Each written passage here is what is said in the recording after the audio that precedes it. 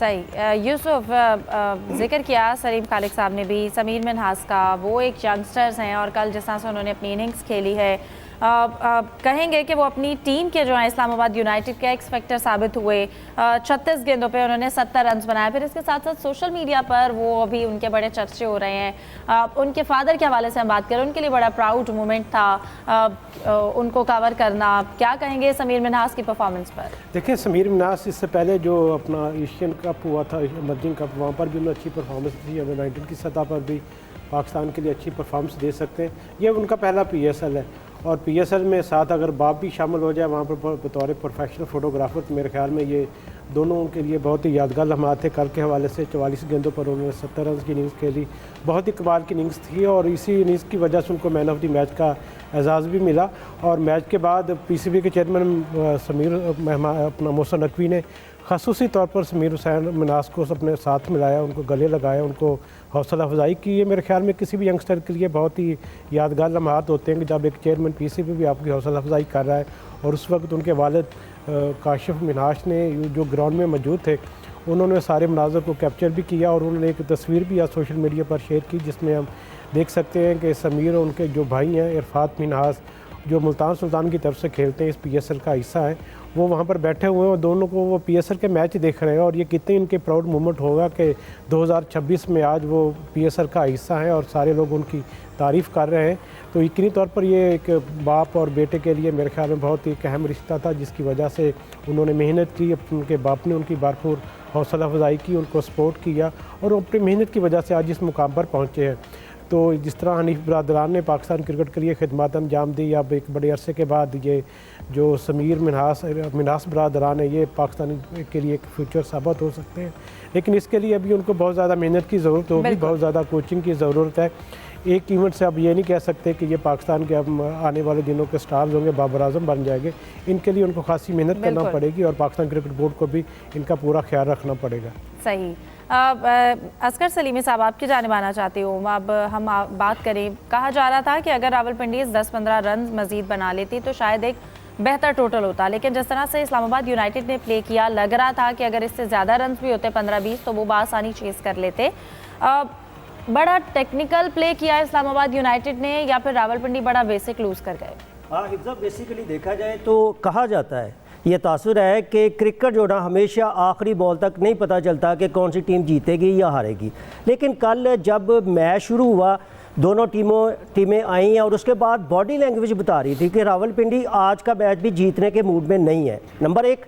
Number 2, दोनों जो कप्तान हैं उनमें ज़मीन आसमान का फ़र्क है। रिजवान स्ट्रगल कर रहा है, वो आपको पता है कि बिग बैश में भी बुरी तरह फ्लॉप हुआ था, उसका जो स्ट्राइक रेट था वो सबसे लो था, उसके बाद वर्ल्ड कप में भी नहीं लिया गया और लकीली इसको पिंडी टीम का आपने कप्तान बना दिया। इसके पास एक बहुत अच्छा मौका था कि ये कम बैक करता, लेकिन इसका जो इत्माद है, मोराल है, वो अप होने के बजाय मज़ीद डाउन हो रहा है। अब आप ये देखें कि दूसरा जो कप्तान है शादाब खान, वो पूरे मैच के दौरान वो नज़र आ रहा है, उसकी बॉडी लैंग्वेज बता रही थी कि वो कुछ करना चाहता है, कुछ प्लेयर से करवाना चाहता है। तो अब देख लें कि शादाब खान और बेसिकली ये मैच इस्लामाबाद यूनाइटेड और रावलपिंडीज़ के दरमियान नहीं था, बेसिकली ये दो कप्तानों के दरमियान था, शादाब खान और रिजवान के। जिस तरीके से शादाब खान नज़र आया, उसने एक्सपेरिमेंट भी किए हैं, उसने जो बॉलिंग है उसमें भी जो कम्बिनेशन वो करवाया और उसके बाद फील्डिंग प्लेसमेंट वो भी बड़ी ज़बरदस्त रही है। तो मैं समझता हूं कि पूरे मैच के दौरान साफ नज़र आ रहा था। ये मिथ मैं समझता हूं इस मैच के बाद बिल्कुल टूट चुकी है कि आखिरी बॉल तक नहीं पता चलता कि कौन सी टीम जीतेगी कौन सी हारेगी। लेकिन कल के मैच में ये मिथ भी टूट चुकी है। पहली बॉल ही से नज़र आ रहा था कि इस्लामाबाद की टीम जीतेगी। यहाँ पे 156 छोड़ के जो उनकी बॉडी लैंग्वेज बता रही थी पिंडीज़ की, अगर वो 225 भी कर लेते इन्होंने ये भी कर लेना था। और सबसे बड़ी बात, जिस तरीके से अभी यूसुफ साहब ने भी बात की है, सलीम खालिक साहब ने भी बात की है, 36 गेंदों पे 70 रन करना, 4 छक्के लगाना, 7 चौके लगाना। और उसके बाद आपको ये भी बताऊं कि अभी तक जो सबसे ज़्यादा 180 स्कोर हाईएस्ट स्कोर है, नंबर 1 नंबर 2 पे है हसन नवाज और तीसरे नंबर पे साहबजादा फरहान है। और ये देख लें कि एक बच्चा जिसने अंडर 19 एशिया कप में इंडिया की इतनी पेंटी लगाई थी फाइनल में, 177 स्कोर किया था और पाकिस्तान बड़े आसानी के साथ ये मैच जीत गया था। और उसके बाद जब Pakistan team under 19 world cup गई है, उसमें ये पाकिस्तान की तरफ से सबसे हाईएस्ट स्कोरर था।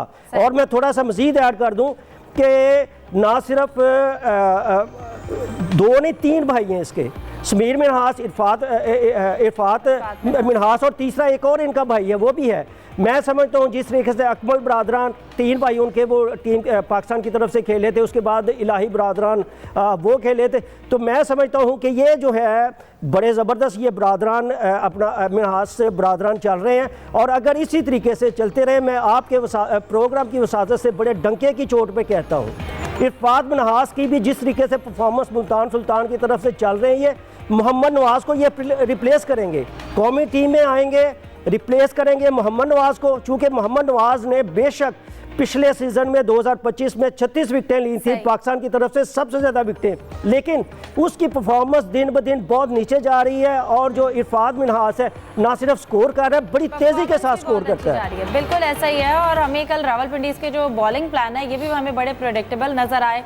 ऐसा नहीं होना चाहिए था, एक सरप्राइज फैक्टर होना चाहिए अगली टीम के लिए ताकि उनको खेलने में थोड़ा मसला भी हो। सलीम साहब, पॉइंट्स टेबल की अगर हम बात करें, आप पॉइंट्स टेबल पर नजर डालें तो कराची किंग्स जो है वो अपने तीनों मैच जीत कर नंबर 1 पे है। इस्लामाबाद यूनाइटेड 1 मैच हारी है 5 पॉइंट्स के साथ दूसरे पे है। लाहौर कलंदर्स 4 पॉइंट्स के साथ तीसरे नंबर पर है। इस वक्त हमें जो सिचुएशन लग रही है, अगर हम रावलपिंडीज और हैदराबाद किंग्स की बात करें, इनके लिए ये पहला सीजन जो है वो लग रहा है कि बहुत अच्छा साबित नहीं हो रहा। खेल के बाद 3 मैचेस हारने के बाद भी हमें लग रहा है कि अभी तक कॉम्बिनेशन जो है वो बैलेंस नहीं हो पा रहा टीम्स का। बिल्कुल हिस्सा, पहले मैं मियाँ साहब को दाद देता हूँ, कम आते हैं ये, लेकिन बहुत ज़बरदस्त इनके कमेंट्स होते हैं, इनको रेगुलर बुलाया करें। बाकी अभी आपने जैसे हैदराबाद किंग्समैन की बात की, रावलपिंडीज़ की बात की, बिल्कुल ये दोनों टीमें हैं, इनके पास वक्त तेज़ी से गुजरता जा रहा है, इनका कॉम्बिनेशन बन नहीं पाया। उन्होंने अपने अमेरिकन प्लेयर पर बहुत ज़्यादा इन्हिसार किया और कैप्टन जो उनके लबोशेन हैदराबाद के वो इतना परफॉर्म नहीं कर सके। इसी तरह इन्होंने भी कैप्टनसी के मामले में रावलपिंडीज़ ने गलती की, क्योंकि जिन लोगों के ज़ेरे साया है रावलपिंडी, उनके ज़ाहिर फेवरेट है रिजवान, तो उन्होंने उनको कैप्टन बनवाया, लेकिन परफॉर्मेंस उनकी उस तरह की चल नहीं रही। जैसे मियाँ साहब ने बिग बैश की भी मिसाल दी थी कि बहुत बुरी तरह वो नाकाम रहे थे, T20 में अब खेल नहीं पा रहे। अगर कैप्टन अच्छा परफॉर्म नहीं कर पाए तो पूरी टीम को ही मसला होता है। फिर मोहम्मद आमिर को उन्होंने लिया जो सारा साल टेलीविजन पे तबसरे करते रहते हैं, उनकी भी परफॉर्मेंस ज़ाहिर है ऐसे सवाल उठ रहे हैं उस पर, तो उनका भी कोई टीम कॉम्बिनेशन नज़र नहीं आ रहा।